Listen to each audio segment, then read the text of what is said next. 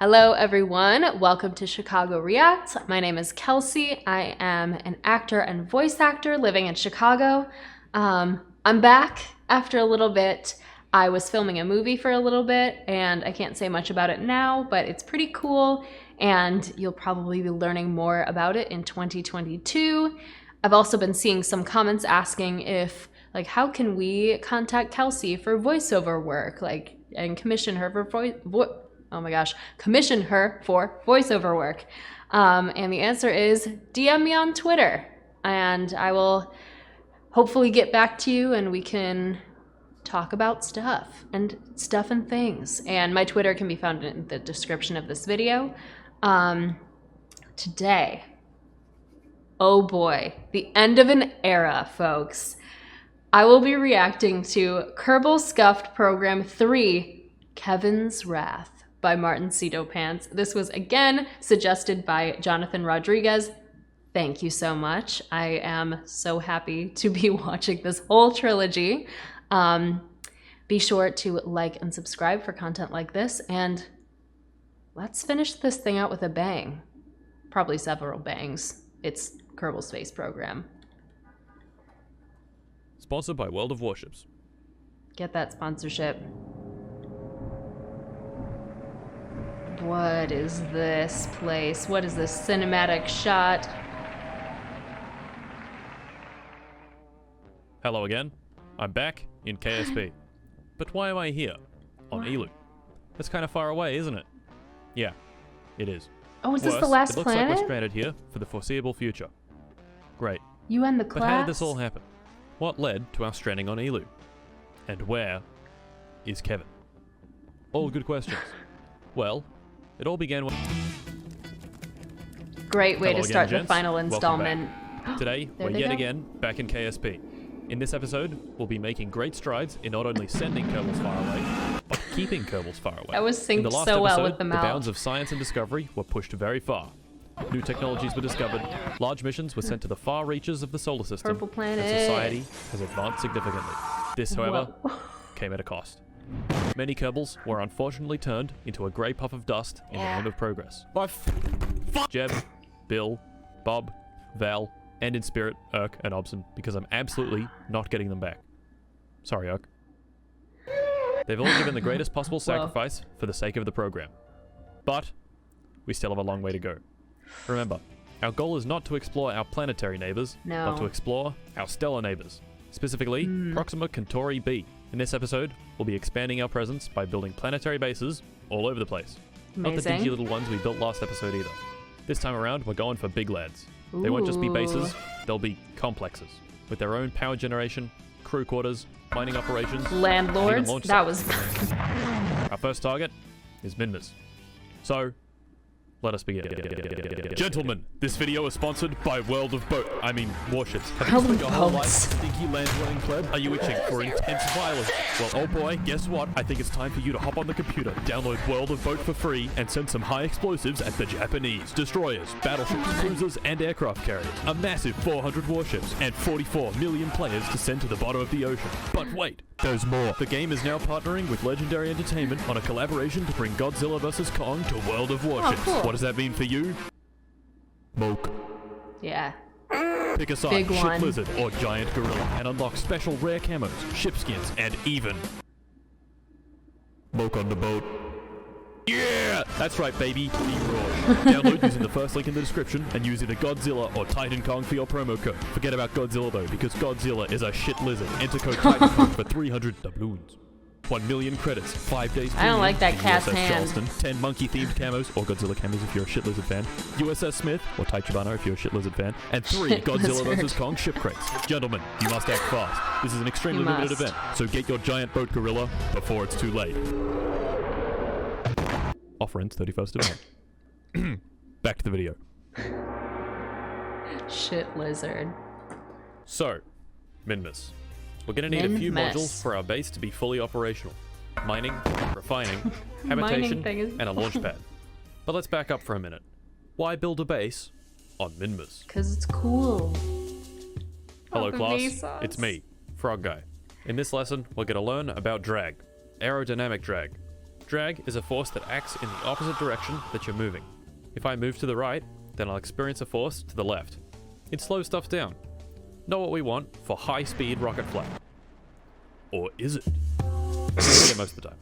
But parachutes are very useful because they can create... This guy uses that music for comedic effect more than like anyone I've ever seen, and I think it's just hilarious. I love it. Huge amounts of drag when you want them to, slowing a speedy craft down to not so speedy speeds. Oh. But most of the time, drag is bad. So how do we get rid of it? Well, if we can find a way to lower these guys on the right, it'll result in this guy on the left also being lowered. Maths.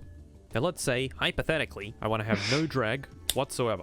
Since all the terms on the right are multiplied together, and we know that anything times 0 is 0, if any one of these numbers here is 0, then the whole thing is also 0. These guys on the right here can't really be 0. Area would mean our craft is a one-dimensional line. The drag coefficient can never really be 0. And if you made velocity 0, well, yeah. Last we could change would be fluid density. Now this can actually be 0. Now I wonder, where is fluid density 0? Kevin. I mean, someone. Can't do that anymore. Please tell me. Kevin's on his way. Really? No one? Guys, come on. It's Minmus, you fucking idiots. I've had enough. God, why would you pay attention?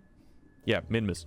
There's no atmosphere, meaning drag is 0. Neat. Good spot for a base, don't you think? Yes. So we want to build a base. What do we launch first? Simple. 3 things at the same time, because otherwise we'd be here for far too long. The main habitation module, called Djibouti. The beam sections on the side, called Djibouti beam section. And the crane. Except the crane didn't work, so we went for this thing. The amazing, I remember when, I forget exactly what it was for, but when I was at summer camp, we had like a thing where we like would learn about countries, I think. And I was like, I think 11 or 12 or something. And I remember there was like a sheet where you could fill out what country you would want to learn about. And like every other like boy camper wrote Djibouti. And then they were like, I think they made an announcement like, please, we need to learn about countries other than Djibouti. We're going to learn about Djibouti. Just please put something else on there too. I just remember looking at the sheet and going, ah, yes, Djibouti.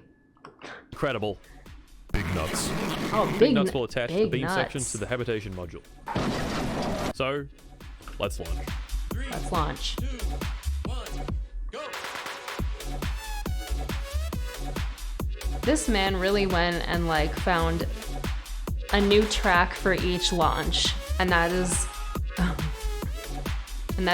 pretty cool. Look at this triple launch. Look at it go.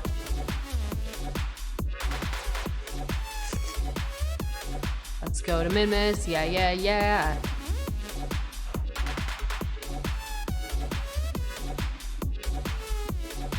Woo! 1, 2, 3. That one's rolling. And they're all here. Yay! After several minutes of Gang's all futzing around here. with big nuts and a couple of Kraken encounters, the beam sections were fully assembled. So, cool. What next? Well, we're close to completely out of funds which are needed for expanding the base. So what do we do? A. Collect some easy money by completing contracts. B. Sell off some science and reputation for a quick fund boost. Or C. Liquidate all capital assets and divert the funds into a multi-billion-dollar joint venture with Amin Hassan Nasser, president of Saudi Aramco Petrochemicals, to build the largest, most powerful, and most profitable chemical refinery ever built. I think the answer is pretty clear. After an hour of turning ore into monopropellant, or cash into more cash, we have arrived at 5 million funds. All right. More than enough to make the rest of the modules for the base. However, we have a problem. It turns out where we put the base is quite important. There are 2 main resources we need for it to function. Ore, which is used to make fuel, and metal ore, which is used to make metal. Which is used to make rocket parts, which is used to make rockets. Makes sense. Our current spot has ore, but no metal ore. So I did some prospecting, found a good spot, built a sky crane, flew it to Minmus, picked up Djibouti, and flew it about 20 kilometers east. Our new spot is rich in both ore and metal, but it's not flat and tends to cause problem. Oh, To complete the base, we need a drill rover, a refining rover, lots of these attacher things that are unnecessary if you aren't stupid, and finally, the launch pad. Oh, put the song up in the corner. That's cool. I wonder if that's for the ones that needed attribution to be used. A new song for each launch indeed. Pretty cool. Yeah, let's do some prospecting.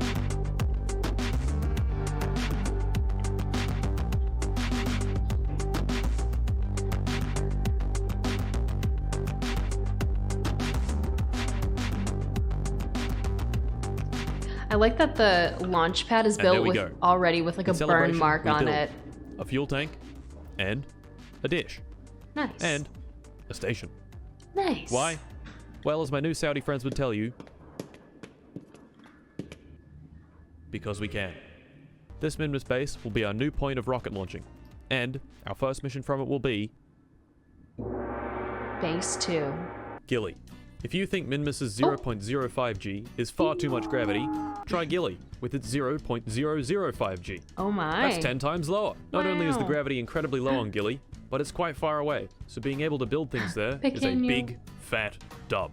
This time, I'm going to send a single rover that can do all of the functions of the Minmus base, but badly. This rover will be the start point to get another base. Its name? One. Instead of launching from Kerbal with a huge, annoying launch vehicle, we can simply build it on Minmus and ship it to Gilly from there. Smart. Not only will this be easier, but it also won't cost any funds at all. Not that that matters. After a painful construction process, it's on the pad, fueled up, and ready to launch. Nice. So, let's launch. Let's do it. Oh, geometry dash. Let's build a base. He really gives us the full, like, cinematic montage, too. Thank you, Martin.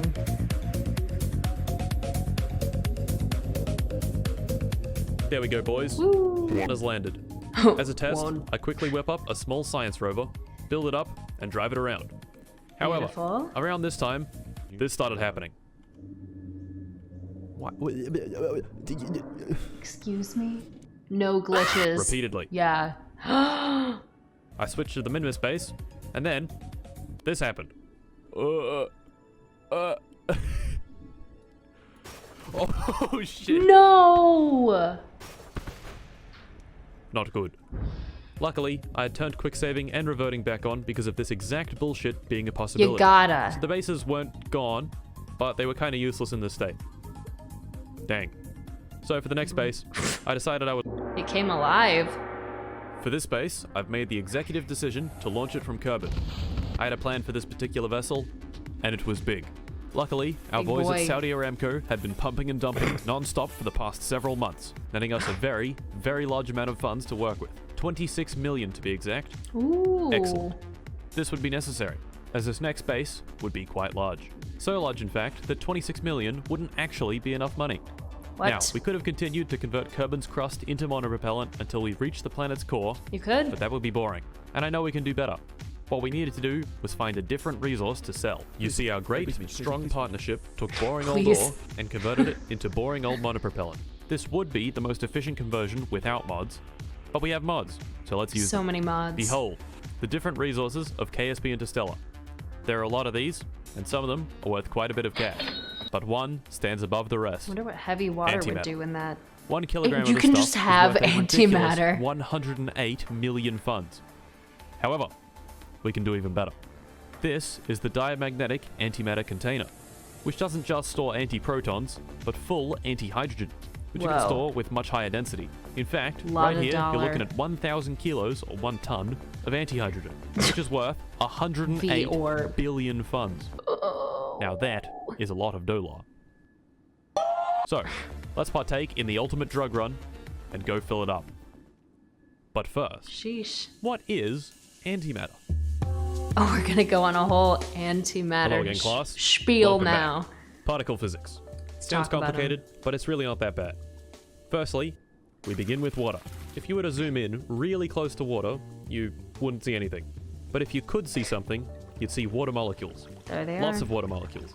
Let's pick one of these molecules and look at it even Oh, I closer. like that model had At like this the scale, you can surface see that tension water is going made on. of 2 hydrogen atoms and 1 oxygen atom. H2O. Let's ignore the oxygen for the time being and zoom into one of the hydrogen atoms. At this scale, we see that the hydrogen atom itself is made of 1 proton and 1 electron. Protons have mass and a positive charge, and electrons have... This is so fun. Like, not only is this saga just fun to watch and like oddly relaxing, like, I love that he puts like actual like mini science lessons into the videos. It's very fun. Which I guess with like Kerbal space program, like you probably should make sure that the audience knows what's going on. But still, he didn't have to do that. That's cool. have almost no mass and a negative charge. Protons and electrons, and also neutrons, which have no charge, make up matter. If we have a close look at oxygen, we see that it itself is made of 8 protons, 8 neutrons, and 8 electrons. So where does antimatter come in? Well, it's basically the opposite of regular matter. Antiprotons have negative charge, and anti-electrons, which are actually called positrons, have a positive charge. This means that antiparticles and regular particles are attracted to each other. So, what happens when they touch? Annihilation. Although mass gets Annihilation. converted to energy by Einstein's famous equation, Einstein. E equals mc squared. E being energy, m being mass, Surprised he and didn't c show being the the speed of light, which is Markiplier squared. Lord Farquaad C squared meme. happens to be this number, 9 with 16 zeros on the end. So if you had 1 kilogram of antimatter and mixed it with 1 kilogram of regular matter, you'd have this number of joules. It's a lot of joules. them. Or 21 megatons of TNT in 1 kilo. Pretty good stuff. Which means our lovely 1 ton of antimatter is the equivalent of 21 gigatons of TNT. It's a lot of energy. Pretty big. But still, 5,000 times less than the Dino Destroyer asteroid. Now that was a big boy. Biggest boy. Back to the challenge at hand. Collecting antimatter. Challenge number 1. You can produce antimatter and carbon, but it's difficult Cool. and slow. Not ideal. The other way to get Milligrams a antimatter day. is through using a collector. In space, there's actually a fairly large amount of antimatter just floating around. If you're smart, you can use strong magnetic fields to capture this antimatter and store it. I don't know This what is that great, was. but it only works in space, and works best near strong magnetic fields where there are lots of particles whizzing around. Kerbal has a magnetic field, but it's quite weak. So do all planets in KSP. But they all suck compared to our big green friend, Joule. At exactly 9,000 kilometers in altitude, on a perfectly circular, 0-degree orbit, you can get the highest possible antimatter flux. You can also stack up collectors and start collecting in the tens of grams per hour. Big stuff. However, there is another problem with this method. The collectors can only collect antiprotons, not Okay. positrons, which can only be created in a cyclotron. So, we need lots of collectors, a So cyclotron, many. a power source, generator, radiators, and of course, engine for getting to Joule. Behold, Oh Warren my. let's Warren strap it to the most Buffett. powerful rocket ever built and send it up.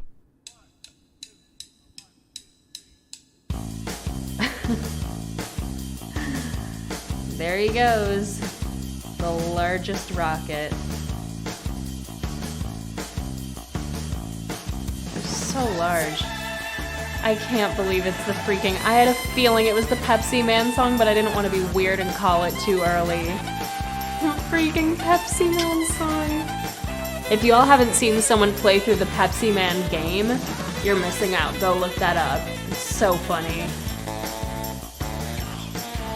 Once at Joule, we place ourselves at 9,000 kilometers, start producing positrons, and begin the lengthy collection process. All right. Come on, Pepsi Man. I like to believe that's what this rocket is named.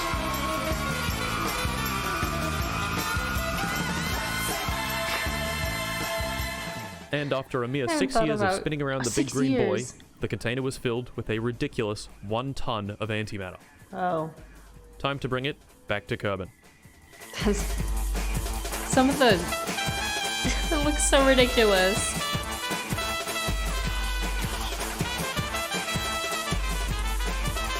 I hadn't thought about Pepsi Man in like 3 years, so thank you martincitopants and Jonathan Rodriguez for that.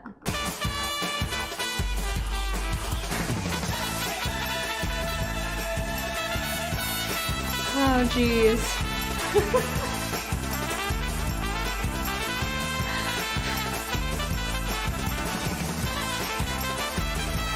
we go, into the ocean. After another 2 years in space, the massive bounty of antimatter is finally back.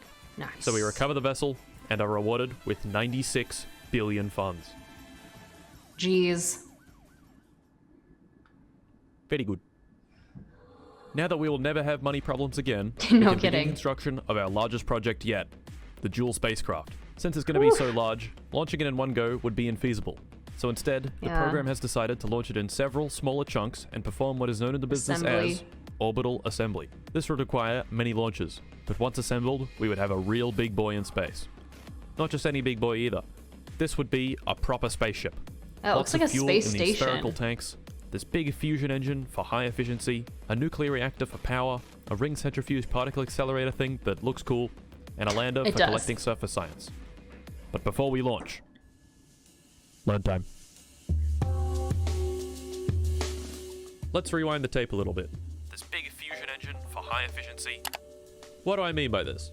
What makes a rocket engine efficient? A fish. First of all, let's look at a small example. These two rockets are both exactly 7 tons and have the same amount of fuel. The only difference between them is the engines they use. This one uses a conventional liquid fuel engine, and this one uses a nuclear engine. If we burn all the fuel in both rockets, which one will be going fastest at the end? The nuclear engine. Obviously, why else would we put a nuclear reactor in space? You dumb? So why is this? Conservation of momentum. You may remember back in episode 1 when I asked Kevin about Newton's third law. Every action has an equal and opposite reaction. The rocket engine expels hot gas backwards very fast, which imparts an equal and opposite force on the rocket, causing it to accelerate. If you throw the hot gas back even faster, then you get more force for the same amount of fuel. This is exactly what the nuclear engine is doing. It uses a nuclear reaction in its core to heat up a gas to incredible temperatures that are much higher than what normal chemical rockets can achieve. This hot gas expands more than regular hot gas, which gives it higher exhaust velocity, and thus higher efficiency. So what about our futuristic fusion rocket? How does that work? I don't know. But what I do know is that it uses a nuclear fusion reaction to release lots of energy and then shoots hydrogen through it to get its thrust. Efficiency is measured in specific impulse, which is measured in seconds. Higher seconds is better. But why seconds?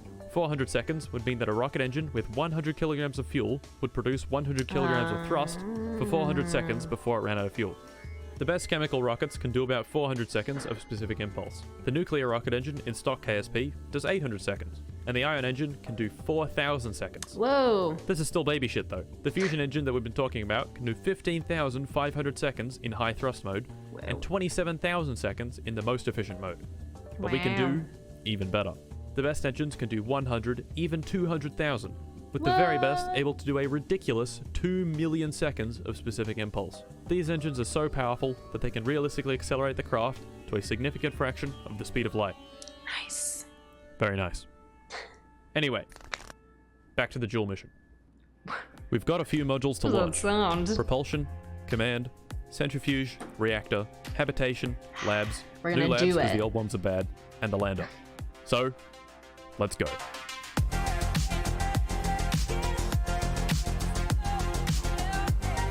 Alright, let's do it. The biggest space station. Aw, I like that they have like the lights from the little cities down there. That's fun. It's very fun.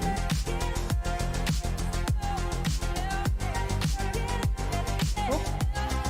Hello, friend.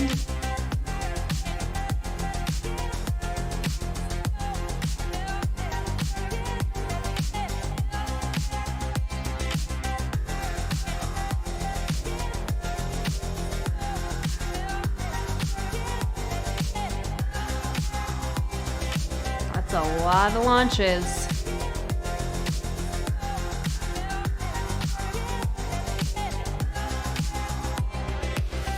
Once the spaceship was fully assembled, I went to give it a name.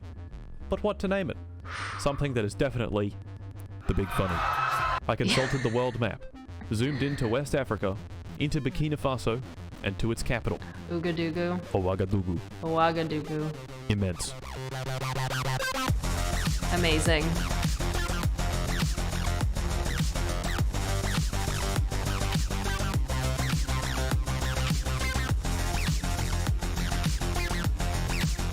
Let's go! Man, how much would it suck if all of these things got there and it just started glitching and sinking into the ground like the other things? Once around Joule, we placed the craft into a parking orbit, detached the lander, and began the hunt for lots of science. Come on, science.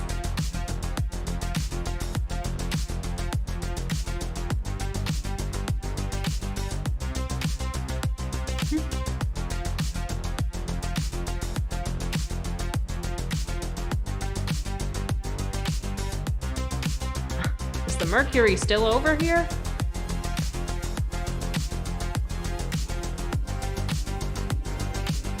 Let's go.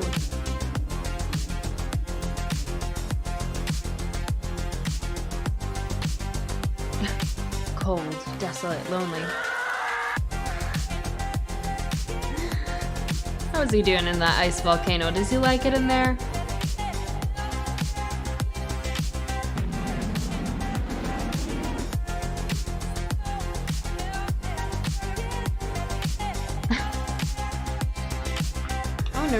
I want to read more of these logs. That one was like, you hum a little tune as you... And then I couldn't read the rest. Lots of fun text.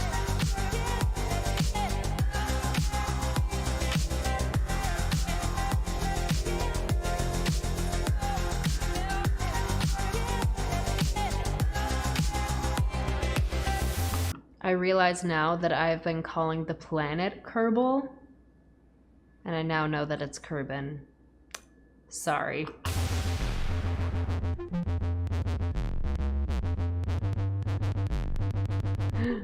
Landing point.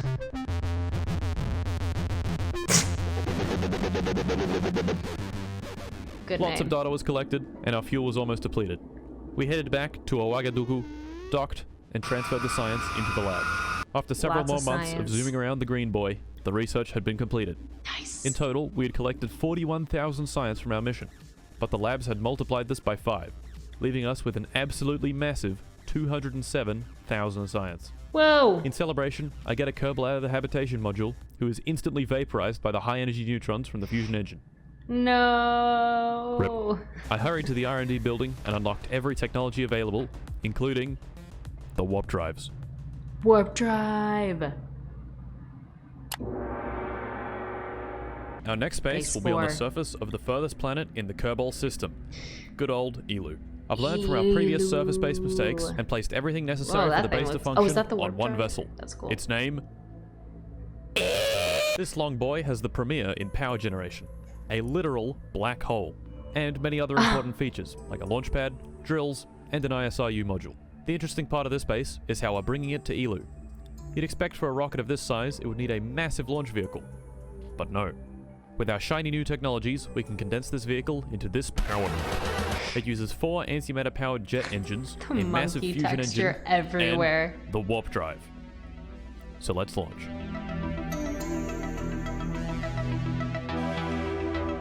Let's go. That is a tiny little rocket. The power of technology. Up in space, we don't bother getting into orbit. Instead, we begin charging the warp drive, and Cool.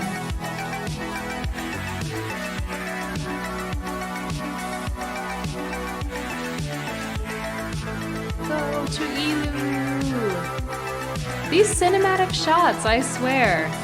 Martincitopants, you spoil us. 20 minutes later, we've traveled 76 million kilometers, and we're here. Ooh. We take it down to a low orbit, and touchdown. Yes. In less than a week, we've placed a base on the furthest planet in the solar system. Very nice. In celebration, we built a space station and launched it from our base. Incredible. We've pretty much conquered the entire solar system, so naturally, our next destination is... Yeah! For our Where first Kevin interstellar is. voyage, we'll send a lander to plant a flag on the planet's surface.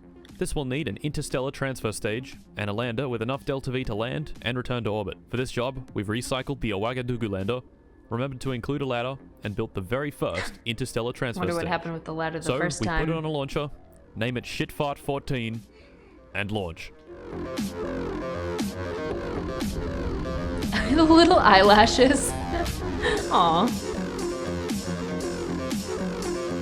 Bye, guys. Once in space, we charge up the warp drive. Gotta and charge it. Like you're yelling.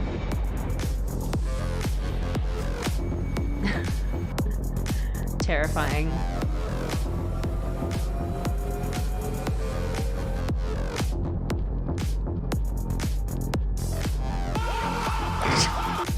The tiny monkey picture in the back, that's too good.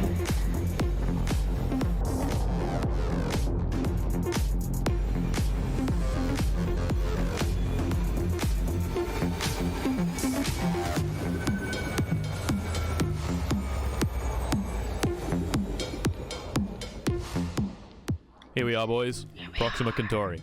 And our small exoplanet, Proxima Centauri b.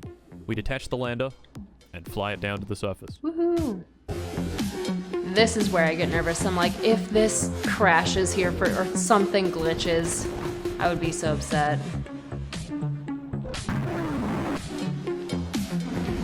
Oh no, what is this? It's Kevin. I know it is.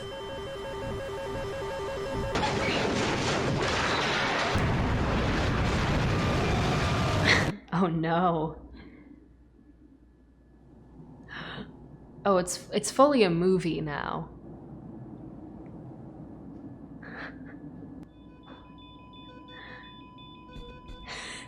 Not the Gaussian blur and the fade to black, sir. Oh no. Do guns work in space? How's the atmosphere on that planet? It's so silly.